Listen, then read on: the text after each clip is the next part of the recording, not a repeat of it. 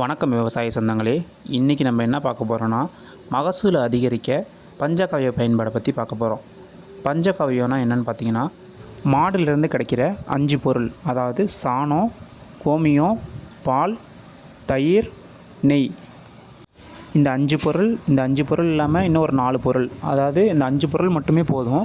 இருந்தாலும் இது கூட ஒரு 4 பொருளை சேர்த்து நம்ம செய்ய போகிறோம். எதனாலனா அதோட நொதிக்கல் திறனை அதிகப்படுத்துறதுக்காக. இதனால் சீக்கிரம் நொதிச்சு நல்ல அதோட பயன்கள் நமக்கு அதிகமாக கிடைக்கும். இப்போது பஞ்சகாவியை எப்படி தயாரிக்கிறதுன்றதை சுருக்கமாக பார்க்கலாம். ஒரு 200 லிட்டர் பிளாஸ்டிக் பேரல் எடுத்துக்கணும். அதில் மாட்டு சாணத்தையும் நெய்யையும் ரெண்டுத்தையும் நல்லா கலந்து 3 நாளைக்கு வைக்கணும். அந்த 3 நாள் கேப்பில் காலையிலையும் மாலையிலையும் நல்லா கிளறி விடணும். இது ஒரு துணி போட்டு கட்டி வச்சா போதும்.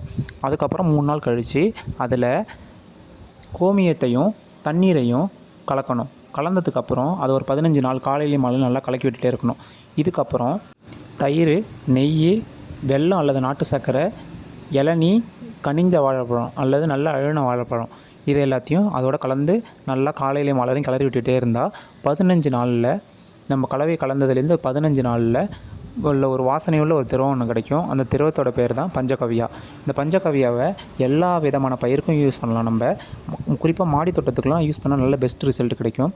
இன்னும் குறிப்பாக பார்த்திங்கன்னா நெல்லுக்கு நல்ல பெஸ்ட் ரிசல்ட் கிடைக்கும்.